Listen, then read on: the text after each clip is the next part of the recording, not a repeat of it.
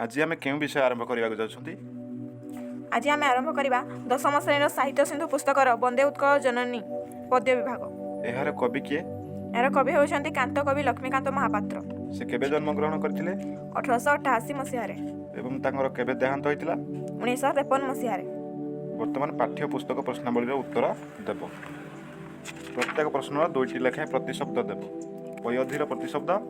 पयोधिर 2टी प्रतिशब्द है समुद्र और सागर। तटिनीर? नदी नई स्रोतस्विनी प्रवाहिनी। समीर? पवन समीरण प्रभंजन। बुधर? पर्वत गिरी पहाड़। उटज? कुड़िया कुटीर। हरि? शत्रु बैरी। अच्छा, 2 नंबर प्रश्न। निम्नलिखित शब्द गुड़िकर विपरीत अर्थबोधक शब्द लेख। शुभ्र घन सुंदर पवित्र पुण्य दर्पित। शुभ्रर अर्थ? शुभ्रर विपरीत अर्थ हेउछि अशुभ्र। घन? घनर विपरीत हेउछि तरल। सुंदर? सुंदर विपरीत हेउछि असुंदर किंबा कुष्ठित। पवित्र? पवित्रर विपरीत हेउछि अपवित्र। पुण्य? पुण्यर विपरीत हेउछि पाप। दर्पित? दर्पितर विपरीत हेउछि दर्पशून्य। वर्तमान तृतीय नंबर प्रश्न को दिबा। विद्युत? विधौतर एक सार्थक वाक्य हेउछि नाउरीटी श्री रामଙ୍କ चरणକୁ विधौत କରି ନାବରେ ବସାଇଲା। सुशोभित? सुशोभित को एक सार्थक वाक्य हेउछि उत्कल प्रदेश सुशोभित सबुज वनभूमि परिपूर्ण। राजित? राजित को एक सार्थक वाक्य हेउछि हेमंत ऋतुरे पल्लीर केदार पक्व धान्य राजित होइथाय। कलकल? कलकल को एक सार्थक वाक्य हेउछि प्रकृतिर सृष्टि होइथिबा झरणार कलकल नाद दर्शक मानक मन को आह्लादित करे। ज्ञान विज्ञान? ज्ञान विज्ञान को एक सार्थक वाक्य हेउछि ज्ञान विज्ञानर विकास क्षेत्र में भारत एक अग्रगण्य देश भाव में परिचित। उटज? उटज को एक सार्थक वाक्य हेउछि श्रीराम माँ जानकी लक्ष्मण पंचवटी रे उटज निर्माण करथिले। ठीक अछि। चतुर्थ प्रश्न। कलकल भली आउ 5 ध्वनात्मक युग्म शब्द लेख। उत्तर हेउछि फरफर झमझम चढ़चढ़ मड़मड़ इत्यादि। 5 नंबर प्रश्न हेउछि पठित कवितार अवलंबन रे शून्य स्थान पूरण कर। पुत डैश विधौत शरीरा। पुत पयोधि विधौत शरीरा। 6 नंबर प्रश्न हेउछि ताଳ डैश सुशोभित तीरा। उत्तर रे ताଳ तमाଳ सुशोभित तीरा। शुभ्र डैश कूल शिखर समीरा। शुभ्र तटिनी कूल शिखर समीरा। शुभ डैश वनभूमि राजित अंगे। उत्तर रे हेउछि घन घन वनभूमि राजित अंगे। नील बुधरमाला साजे डैश। नील बुधरमाला साजे तरंगे। डैश मुखरित चारु विहंगे। कलकल मुखरित चारु विहंगे। सुंदर शाली डैश क्षेत्रा। सुंदर शाली सुशोभित क्षेत्रा। डैश प्रदर्शित नेत्रा। ज्ञान विज्ञान प्रदर्शित नेत्रा। जोगी ऋषिगण डैश पवित्रा। जोगी ऋषिगण उटज पवित्रा। सुंदर मंदिर डैश देशा। सुंदर मंदिर मंडित देश। प्रथम सुर अर्थ हेउछि देवता बा स्वर। द्वितीय सुर अर्थ हेउछि वीर। तापर पुत? प्रथम पुतर अर्थ हेउछि पवित्र। द्वितीय पुतर अर्थ हेउछि पुओ बा संतान। तापर शाली? प्रथम शालीर अर्थ हेउछि धान्य विशेष बा धान आमे कहि परिबा। शाली द्वितीय शालीर अर्थ हेउछि स्त्रीर सान भौणी। बलि? प्रथम बलिर अर्थ हेउछि दैत्यराज विरोचनक पुत्र। द्वितीय बलिर अर्थ हेउछि बलवान। तापर कूल? प्रथम कूलर अर्थ हेउछि नदी तट बा समुद्र तट। द्वितीय कूलर अर्थ हेउछि वंश। अच्छा, ठीक अछि। सप्तम प्रश्न। चारु हास्यमयी काहाकू कुहा जाइछि? उत्तर हेउछि चारु हास्यमयी चारु भाषामय बोली उत्कल जननी को कुहा जाइछि। अष्टम प्रश्न। उत्कल जननी शरीर को किए धोई देउछि? उत्कल जननी शरीर को सागरर पवित्र जलधारा धोई देउछि। समुद्र कूल केउ केउ वृक्ष द्वारा सुशोभित? समुद्र कूल ताल तमाल वृक्ष द्वारा सुशोभित। उत्कलर आकाश काहार बलरे कलरबरे मुखरित? उत्कलर आकाश पक्षी मानक कलरबरे मुखरित। पर्वतमाला गुड़िक उत्कल जननी देहरे किभଳି भावे शोभा पाउछि? पर्वतमाला उत्कल जननी देहरे तरंग भावे शोभा पाउछि। केउमानक कुटीर द्वारा उत्कल पवित्र होइछि? मुनि ऋषि मानकर कुटीर द्वारा उत्कल पवित्र होइछि। श्रेष्ठ कवि माने काहार कीर्ति वंदना करुछन्ति? श्रेष्ठ कवि माने उत्कल जननीर कीर्ति वंदना करुछन्ति। प्रसंगर सरलार्थ लेख। 14 नंबर। ପୂତ ପୟଥି ବିଧୌତ ଶରୀରା ତାଳ ତମାଳ ସୁଶୋଭିତ ତୀରା। ପୂତ ପୟୋଧି ସୁଶୋଭିତ ତୀରା। ସଂସିତ ପଦ୍ୟାଂଶଟି ପଠିତ ସାହିତ୍ୟ ସିନ୍ଧୁ ପୁସ୍ତକର କାନ୍ତ କବି ଲକ୍ଷ୍ମୀକାନ୍ତ ମହାପାତ୍ରଙ୍କ ଲିଖିତ ବନ୍ଦେ ଉତ୍କଳ ଜନନୀ କବିତାରୁ ଆସିଅଛି। ଏଠାରେ କବି ଉତ୍କଳ ଜନନୀଙ୍କ ଶରୀରକୁ ସାଗରର ପବିତ୍ର ଜଳଧାରା କିପରି ଧୋଇଦିଏ ସେ ବିଷୟରେ ବର୍ଣ୍ଣନା କରିବା ସହିତ ସମୁଦ୍ର ତଟସ୍ଥ ଶୋଭାକୁ ଅତି ସୁନ୍ଦର ଭାବରେ ବର୍ଣ୍ଣନା କରିଛନ୍ତି। ବୈଚିତ୍ର୍ୟମୟୀ ଉତ୍କଳ ଜନନୀର ପ୍ରକୃତି ସଦାସର୍ବଦା ହାସ୍ୟମୟୀ ଲାସ୍ୟମୟୀ। ତାର ହସ ଯେପରି ସୁନ୍ଦର, ଭାଷା ମଧ୍ୟ ସେହିପରି ସୁନ୍ଦର। ସେ ଶୋଭାମୟୀ, ବିଭାମୟୀ ଏବଂ ବିଭବମୟୀ। ସମୁଦ୍ରର ପବିତ୍ର ଜଳରାଶି ଉତ୍କଳ ଜନନୀଙ୍କ ଶରୀରକୁ ଧୋଇଦିଏ। ତାଳ ତମାଳ ବୃକ୍ଷରାଜି ସମୁଦ୍ରର ତଟଦେଶରେ ଦଣ୍ଡାୟମାନ ହୋଇ ସେଠାକାର ପରିବେଶର ସୌନ୍ଦର୍ଯ୍ୟକୁ ଦ୍ୱିଗୁଣିତ କରିଥାନ୍ତି। ନଦୀକୂଳର ଶୀତଳ ପବନ ସମସ୍ତଙ୍କ ଶରୀରରେ ରୋମାଞ୍ଚ ଭରିଦିଏ। ପ୍ରକୃତରେ ଉତ୍କଳ ମାତାର ସମୁଦ୍ର କୂଳସ୍ଥ ପରିବେଶ ଅତ୍ୟନ୍ତ ମନୋମୁଗ୍ଧକର। କବିଙ୍କର ଉକ୍ତିଟି ହୃଦୟସ୍ପର୍ଶୀ ହୋଇପାରିଛି। 15 ନମ୍ବର ପ୍ରଶ୍ନ। ବନଭୂମି ରାଜିତ ଅଙ୍ଗେ ନୀଳ ବୁଦର ମାଳା ସାଜେ ତରଙ୍ଗେ। ଘନ ଘନ ବନଭୂମି ସାଜେ ତରଙ୍ଗେ।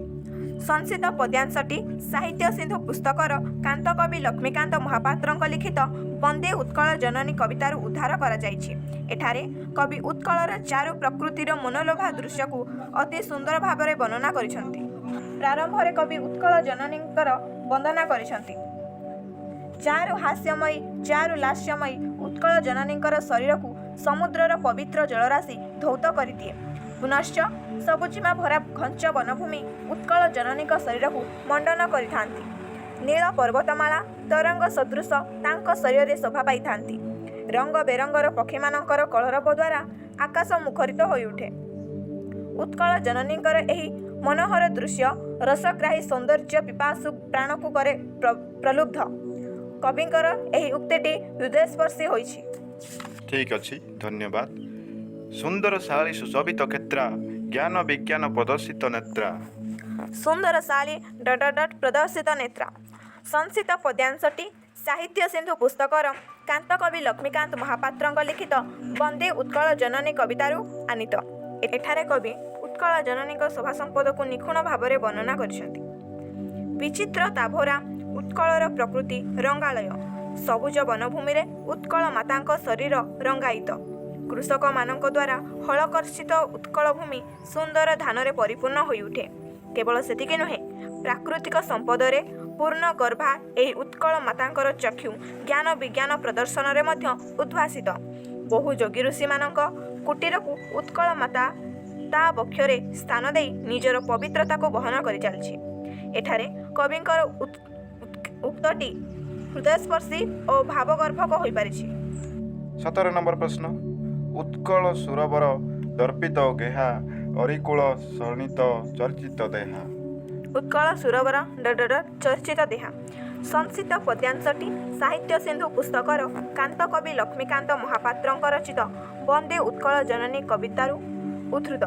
ଏଠାରେ କବି ଉତ୍କଳ ମାଟିର କୋଳମଣ୍ଡନ କରି ଉତ୍କଳ ମାତାକୁ ଗର୍ବିତ କରିଥିବା ବୀର ଯୋଦ୍ଧା ତଥା ଜ୍ଞାନୀ ଗୁଣୀ ବିଦ୍ୱାନମାନଙ୍କ ଗାଥାକୁ ବର୍ଣ୍ଣନା କରିଛନ୍ତି। ଉତ୍କଳ ଜନନୀ ହେଉଛି ବୀରଗର୍ଭା। କୀର୍ତ୍ତି କିରୀଟିନୀ ଉତ୍କଳ ଜନନୀ ପ୍ରସବ କରିଛି ଅନେକ ବୀର ଓ ବରପୁତ୍ରମାନଙ୍କୁ, ଯେଉଁମାନେ କି ଆପଣାର ଯାବତୀୟ ସ୍ୱାର୍ଥକୁ ପରିତ୍ୟାଗ କରି ଆପଣାର ସମସ୍ତ ସୁଖ ସ୍ୱାଚ୍ଛନ୍ଦ୍ୟକୁ ଜଳାଞ୍ଜଳି ଦେଇ ଉତ୍କଳ ମାତାର ମୁଖକୁ କରିଛନ୍ତି ଉଜ୍ଜ୍ୱଳ।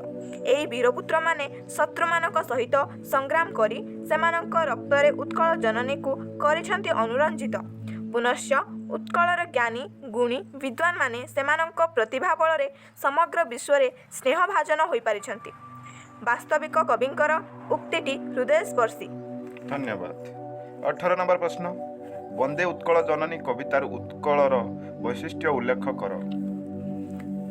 ଉତ୍କଳ ମାତାର ଯେଉଁ କେତେଜଣ ଯୋଗଜନ୍ମା ସନ୍ତାନ ନିଜ ଦେଶ ତଥା ଜାତିର ସନ୍ଧି କ୍ଷଣରେ ଦିଗ୍ଦର୍ଶନ ହୋଇଛନ୍ତି, ବିଶ୍ୱ ଦରବାରରେ ଉତ୍କଳ ଭୂମିର କଳା ସଂସ୍କୃତି ସାହିତ୍ୟ ବିଜ୍ଞାନ ଓ ପ୍ରାକୃତିକ ଶୋଭାକୁ ଉପସ୍ଥାପିତ କରାଇ ନିଜ ସହିତ ଉତ୍କଳ ମାତାର ମୁଖକୁ ଉଜ୍ଜ୍ୱଳ କରିଛନ୍ତି, ସେମାନଙ୍କ ମଧ୍ୟରେ କାନ୍ତ କବି ଲକ୍ଷ୍ମୀକାନ୍ତ ମହାପାତ୍ର ଅନ୍ୟତମ। ଭଦ୍ରକ ଜିଲ୍ଲା ତାଳପଦା ଗ୍ରାମରେ ଜନ୍ମଗ୍ରହଣ କରିଥିବା ଏହି ଯୋଗ୍ୟତମ ସନ୍ତାନ ଓଡ଼ିଆ ସାହିତ୍ୟରେ ଜଣେ ଅପ୍ରତିଦ୍ୱନ୍ଦ୍ୱୀ ପ୍ରତିଭା। ତାଙ୍କ ରଚିତ ଉପନ୍ୟାସ କଣା ମାମୁଁ, ଗଳ୍ପ ବୁଢ଼ା ଶଙ୍ଖାରୀ, ଲାଳିକା ଚଟକ ଚନ୍ଦ୍ରହାସ ଚମ୍ପୁ ପ୍ରଭୃତି ସାରସ୍ୱତ ସୃଷ୍ଟିଗୁଡ଼ିକ ତାଙ୍କୁ ଜନମାନସରେ ଉଜ୍ଜୀବିତ କରି ରଖିଛି। ବନ୍ଦେ ଉତ୍କଳ ଜନନୀ କବିତା ପାଇଁ ଓଡ଼ିଶାର ପୁରପଲ୍ଲୀରେ ସେ ପରିଚିତ। ଏହି କବିତାରେ ଉତ୍କଳର ବୈଶିଷ୍ଟ୍ୟକୁ ଅତି ସୁନ୍ଦର ଭାବରେ ବ୍ୟାଖ୍ୟାୟିତ କରିଛନ୍ତି। କବି ଉତ୍କଳକୁ ଜନନୀ ଭାବେ ଆଖ୍ୟାୟିତ କରି ତାଙ୍କର ବନ୍ଦନା କରି ଲେଖିଛନ୍ତି, ବନ୍ଦେ ଉତ୍କଳ ଜନନୀ ଚାରୁ ହାସମୟୀ ଚାରୁ ଭାସମୟୀ ଜନନୀ ଜନନୀ ଜନନୀ। ଉତ୍କଳର ଜନନୀଙ୍କର ହସ ସୁନ୍ଦର, ଭାଷା ମଧ୍ୟ ସୁନ୍ଦର। କେବଳ ସେତିକି ନୁହେଁ, ଉତ୍କଳ ପ୍ରକୃତିର ସୁଷମାମୟ ଦୃଶ୍ୟପଟ ଅତ୍ୟନ୍ତ ମନମୁଗ୍ଧକର। ଅପରୂପ ତାର ବେଶ ପରିପାଟି।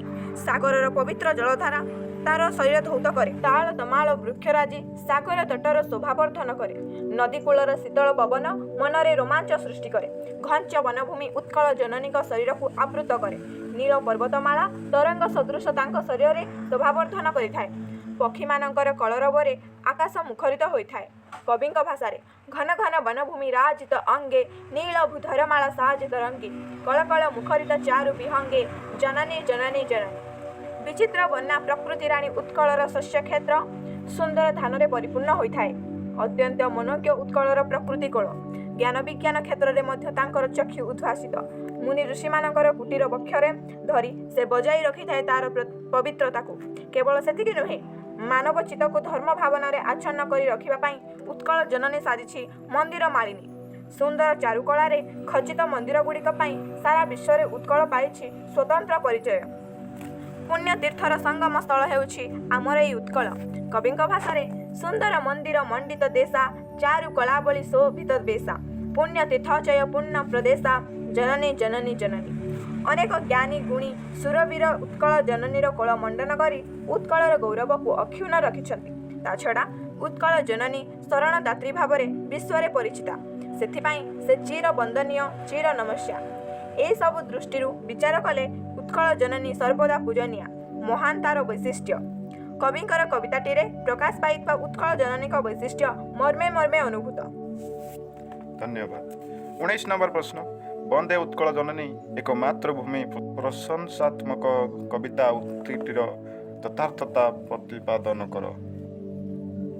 ଯେଉଁ କେତେଜଣ ସାରସ୍ୱତ ପ୍ରତିଭା ବଳିଷ୍ଠ ଲେଖନୀ ମୁନରେ ଭାଷା ସାହିତ୍ୟକୁ ସମୃଦ୍ଧ କରି ଗଢ଼ି ତୋଳିଛନ୍ତି, ସେମାନଙ୍କ ମଧ୍ୟରେ କାନ୍ତକବି ଲକ୍ଷ୍ମୀକାନ୍ତ ମହାପାତ୍ର ଅନ୍ୟତମ। ଏହି ମହାନ ପ୍ରତିଭାଙ୍କର ଅନେକ ସାରସ୍ୱତ ସୃଷ୍ଟି ତାଙ୍କୁ କରିଛି କାଳଜୟୀ। ଉପନ୍ୟାସ କଣାମାମୁଁ, ଗଳ୍ପ ବୁଢ଼ା ଶଙ୍ଖାରୀ, ଚଟକ ଚନ୍ଦ୍ରହାସ ଚମ୍ପୁ ପ୍ରଭୃତି ସମଗ୍ର ଓଡ଼ିଶାବାସୀଙ୍କୁ କରିଛି ପ୍ରଲୁବ୍ଧ। ତାଙ୍କ ରଚିତ ବନ୍ଦେ ଉତ୍କଳ ଜନନୀ କବିତାରେ ଉତ୍କଳ ଜନନୀଙ୍କ ମହତ୍ତ୍ୱ ଅତି ନିଖୁଣ ଭାବରେ ଚିତ୍ରିତ କରାଯାଇଛି। ଏଠାରେ କବି ଉତ୍କଳ ଭୂମିକୁ ଜନନୀ ଭାବରେ ବନ୍ଦନା କରିବା ସହିତ ତାର ସ୍ମରଣୀୟ ଗାଥାକୁ ବର୍ଣ୍ଣନା କରି ପ୍ରଶଂସା କରିଛନ୍ତି। ଉତ୍କର୍ଷ କଳାର ପୀଠ ହେଉଛି ଆମର ଏହି ଉତ୍କଳ। ଉତ୍କଳ ଜନନୀଙ୍କର ହସ ଯେତିକି ସୁନ୍ଦର, ଭାଷା ମଧ୍ୟ ସେତିକି ସୁନ୍ଦର। କୀର୍ତ୍ତି କିରୀଟିନୀ, ଚିର ହାସ୍ୟଲାସ୍ୟମୟୀ, ପଲ୍ଲୀ ମାଳିନୀ, ବୀର ପ୍ରସବିନୀ, ପ୍ରକୃତି ଶାଳିନୀ ହେଉଛି ଉତ୍କଳ। ଏହି ପବିତ୍ର ଭୂମିକୁ ସମୁଦ୍ରର ପବିତ୍ର ଜଳରାଶି ଧୌତ କରି ନିଜକୁ ଭାଗ୍ୟବାନ ମନେକରେ। ପୁନଶ୍ଚ ରାଶି ରାଶି ତାଳତମାଳ ବୃକ୍ଷରାଜି ସମୁଦ୍ର ତଟର ଶୋଭାବର୍ଦ୍ଧନ କରେ। କାଚ କେନ୍ଦୁ ଭଳି ସ୍ୱଚ୍ଛ ଜଳଧାରକୁ ବହନ କରିଥିବା ନଦୀର କୂଳରେ ବହୁଥିବା ଶୀତଳ ପବନ ମନକୁ ମୋହିତ କରେ। ଘନ ବନଭୂମିର ଆସ୍ତରଣ ଉତ୍କଳ ଜନନୀଙ୍କ ଶରୀରକୁ ଆଚ୍ଛାଦିତ କରେ। ନୀଳ ପର୍ବତମାଳା ତରଙ୍ଗ ସଦୃଶ ଉତ୍କଳ ଜନନୀର ଶୋଭାକୁ ବଢ଼ାଇଥାନ୍ତି। ସତେ ଯେପରି ସବୁଜ ରଙ୍ଗର ପାଟବସ୍ତ୍ରରେ ଉତ୍କଳ ଜନନୀ ନିଜକୁ ଭୂଷିତ କରିଛନ୍ତି। ପକ୍ଷୀମାନଙ୍କର କଳରବରେ ଆକାଶ ମୁଖରିତ। କେଦାରଗୁଡ଼ିକ ସବୁଜ ଧାନରେ ପରିପୂର୍ଣ୍ଣ। ପୁଣି ଚାରୁ ଚିତ୍ରକଳାରେ ନିର୍ମିତ ମନ୍ଦିରଗୁଡ଼ିକରେ ଉତ୍କଳ ଜନନୀ ବିମଣ୍ଡିତ। ଜ୍ଞାନ ବିଜ୍ଞାନ ପ୍ରଦର୍ଶନ କ୍ଷେତ୍ରରେ ତାଙ୍କର ଚକ୍ଷୁ ଉଦ୍ଭାସିତ। ଯୋଗୀ ଋଷିମାନଙ୍କ ପବିତ୍ର ବାସସ୍ଥାନକୁ ନିଜ ବକ୍ଷରେ ଧାରଣ କରି ଉତ୍କଳ ଜନନୀ ନିଜର ପବିତ୍ରତାର ପରିଚୟ ଦେଇଛନ୍ତି। କବିଙ୍କ ଭାଷାରେ ସୁନ୍ଦର ଶାଳୀ ସୁଶୋଭିତ କ୍ଷେତ୍ରା ଜ୍ଞାନ ବିଜ୍ଞାନ ପ୍ରଦର୍ଶିତ ନେତ୍ରା ଯୋଗୀ ଋଷିଗଣ ଉଟଜ ପବିତ୍ରା ଜନନୀ ଜନନୀ ଜନନୀ। ବହୁ ବୀର ଯୋଦ୍ଧାମାନଙ୍କର ବାସଭୂମି ହେଉଛି ଏହି ଉତ୍କଳ ମାଟି। ସେମାନଙ୍କ ଶରୀରରେ ବୀର ରକ୍ତ ପ୍ରବାହିତ। ଏହି ଉତ୍କଳ ଭୂମିର ପାଣି, ପବନ, ଶାକ ତଣ୍ଡୁଳ ସେମାନଙ୍କ ଶରୀରକୁ କରିଛି ଶକ୍ତ, ଯେଉଁଥିପାଇଁ ସେମାନେ ଶତ୍ରୁକୁ ଦମନ କରି ଶତ୍ରୁର ରକ୍ତରେ ଉତ୍କଳ ମାଟିକୁ କରିଥାନ୍ତି ଅନୁରଞ୍ଜିତ। ପୁନଶ୍ଚ ମହାନ କବି ଏବଂ ସୁପୁତ୍ରମାନଙ୍କ ଦ୍ୱାରା ଉତ୍କଳ ଜନନୀ ବନ୍ଦନୀୟା, ପୂଜନୀୟା। ସେଥିପାଇଁ କୁହାଯାଏ, ଉତ୍କଳ ମୋର ପୁଣ୍ୟଭୂମି, ଉତ୍କଳ ମୋର ମା, ଇତିହାସ ଭରା ଇତିହାସ ଯାର, ତା ପାଦରେ ଶିର ନୁଆଁ। ପ୍ରକୃତରେ କହିବାକୁ ଗଲେ ଉତ୍କଳ ଜନନୀ ବିଶ୍ୱବନ୍ଦିତା। ସେ ଧନ୍ୟା ସେ ଶରଣଦାତ୍ରୀ ଭାବେ ଚିର ନମସ୍ୟା। ଏଠାରେ କବିଙ୍କର କବିତାଟିରେ ଉତ୍କଳ ଜନନୀଙ୍କ ପ୍ରଶଂସା ବାସ୍ତବରେ ଗ୍ରହଣଯୋଗ୍ୟ। ଧନ୍ୟବାଦ। ବନ୍ଦେ ଉତ୍କଳ ଜନନୀ ଏକ ଜାତୀୟବାଦୀ କବିତା ବିଚାର କର। ଯେଉଁ କେତେଜଣ ବରପୁତ୍ରମାନଙ୍କର ତ୍ୟାଗ ପ୍ରଚେଷ୍ଟାରେ ଓଡ଼ିଆ ସାହିତ୍ୟ ସମୃଦ୍ଧ ହୋଇଉଠିଲା, ସେମାନଙ୍କ ମଧ୍ୟରେ କାନ୍ତ କବି ଲକ୍ଷ୍ମୀକାନ୍ତ ମହାପାତ୍ର ଅନ୍ୟତମ। ଭଦ୍ରକ ଜିଲ୍ଲାର ତାଳପଦା ଗ୍ରାମରେ ଜନ୍ମଲାଭ କରିଥିବା ଏହି କାଳଜୟୀ ସ୍ରଷ୍ଟାଙ୍କ ସୃଷ୍ଟିରେ ଝରି ପଡ଼ୁଥିଲା ଦେଶାତ୍ମବୋଧ, ଆଧ୍ୟାତ୍ମିକତା ତଥା ଭାଷା ପ୍ରୀତିର ବାରିଧାରା। ସାରସ୍ୱତ ସୃଷ୍ଟି ମଧ୍ୟରେ ଉପନ୍ୟାସ କଣାମାମୁଁ, ଗଳ୍ପ ବୁଢ଼ା ଶଙ୍ଖାରୀ, ଲାଳିକା ଚଟକ ଚନ୍ଦ୍ରହାସ ଚମ୍ପୁ ପ୍ରଭୃତି ଅନେକ ସୃଷ୍ଟି ଓଡ଼ିଆ ସାହିତ୍ୟ ରାଜ୍ୟରେ ଚହଳ ସୃଷ୍ଟି କରିପାରିଛି। ବନ୍ଦେ ଉତ୍କଳ ଜନନୀ କବିତାଟି ସମଗ୍ର ଓଡ଼ିଶାର ଜନମାନସକୁ ଆନ୍ଦୋଳିତ କରିପାରିଥିଲା। ସେଥିପାଇଁ ଓଡ଼ିଶା ସରକାର 2020 ମସିହା ଜୁନ୍ 7 ତାରିଖରେ ଏହାକୁ ରାଜ୍ୟ ସଙ୍ଗୀତର ମାନ୍ୟତା ପ୍ରଦାନ କରିଛନ୍ତି। ଏହି କବିତାରେ କବିଙ୍କର ଜାତୀୟତା ଭାବନା ଅତି ସୁନ୍ଦର ଭାବରେ ପରିପ୍ରକାଶ ପାଇଛି। ବନ୍ଦେ ଉତ୍କଳ ଜନନୀ କବିତାଟିର ପ୍ରତିଟି ପାଦରେ କବିଙ୍କର ଭରି ରହିଛି ଜାତୀୟ ଭାବନା। କବିତାର ପ୍ରାରମ୍ଭରେ କବି ଉତ୍କଳ ଜନନୀଙ୍କର ବନ୍ଦନା କରିବା ସହିତ ସୁଷମା ଭରା ପ୍ରାକୃତିକ ସୌନ୍ଦର୍ଯ୍ୟକୁ କଲମ ମୁନରେ ତୋଳି ଧରିଛନ୍ତି। ସାରା ବିଶ୍ୱରେ ଉତ୍କଳର ସ୍ଥାନ ଯେ ସ୍ୱତନ୍ତ୍ର, ତାହା ଏହି ପଠିତ କବିତାରେ ବେଶ୍ ଅନୁମେୟ କରିହୁଏ। ଉତ୍କଳ ଜନନୀଙ୍କର ଶରୀରକୁ ସାଗରର ପବିତ୍ର ଜଳରାଶି ଧୋଇଦିଏ। ଘନ ବନଭୂମି, ନୀଳ ପର୍ବତମାଳା, ପକ୍ଷୀର କାକଳିରେ ଉତ୍କଳର ପ୍ରକୃତି ହୁଏ ରଙ୍ଗାଳୟ। ମନ୍ଦିରର ଚାରୁକଳାରେ ଉତ୍କଳ ଜନନୀ ହୁଏ ବିଶ୍ୱବନ୍ଦିତା। କେବଳ ସେତିକି ନୁହେଁ, ଉତ୍କଳ ଜନନୀ ବୀର ପ୍ରସବିନୀ, କୀର୍ତ୍ତି କୁଶଳା। ଏହି ଉତ୍କଳ ଜନନୀଙ୍କର ବୀର ସନ୍ତାନମାନଙ୍କର ଅସିଦ୍ଧଙ୍କର ଶତ୍ରୁ ହୃଦୟରେ ତୋଳେ ଭୟଙ୍କର ଶଙ୍କା। ଶତ୍ରୁର ରକ୍ତରେ ଉତ୍କଳ ଜନନୀ ହୁଏ ଅନୁରଞ୍ଜିତ। କବିଙ୍କ ଭାଷାରେ ଉତ୍କଳ ସୁରବର ଦର୍ପିତ ଗେହା, ଅରିକୁଳ ଶୋଣିତ ଚର୍ଚ୍ଚିତ ଦେହା, ବିଶ୍ୱ ଭୂମଣ୍ଡଳ କୃତବର ସ୍ନେହା, ଜନନୀ ଜନନୀ ଜନନୀ।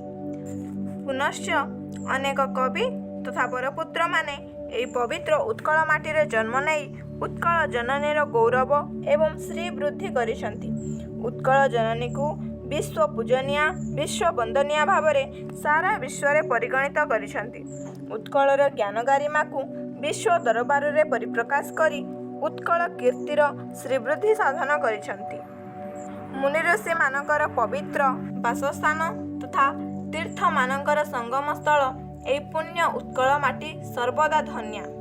ସମସ୍ତଙ୍କୁ ତା କୋଳରେ ସ୍ଥାନ ଦେଇ ସେ ଶରଣଦାତ୍ରୀ ଭାବରେ ଚିର ନମସ୍ୟା। କବିଙ୍କ ଭାଷାରେ କବିକୁଳ ମୌଳି ସୁନନ୍ଦନ ବନ୍ଦ୍ୟା, ଭୁବନ ବିଘୋଷିତ କୀର୍ତ୍ତି ଅନିନ୍ଦ୍ୟା, ଧନ୍ୟେ ପୁଣ୍ୟେ ଚିର ଶରଣ୍ୟେ, ଜନନୀ ଜନନୀ ଜନନୀ। କବିତାର ପ୍ରାରମ୍ଭରୁ ଶେଷ ପର୍ଯ୍ୟନ୍ତ ଉତ୍କଳ ଜନନୀଙ୍କ ଗୌରବ ଗାଥାକୁ ବର୍ଣ୍ଣନା କରି କବି ଦେଶପ୍ରୀତି ତଥା ଜାତୀୟତାବାଦର ପରିଚୟ ଦେଇଛନ୍ତି। ଏଠାରେ କବିଙ୍କର ବର୍ଣ୍ଣନା ଅତ୍ୟନ୍ତ ଚିତ୍ତାକର୍ଷକ। ଧନ୍ୟବାଦ।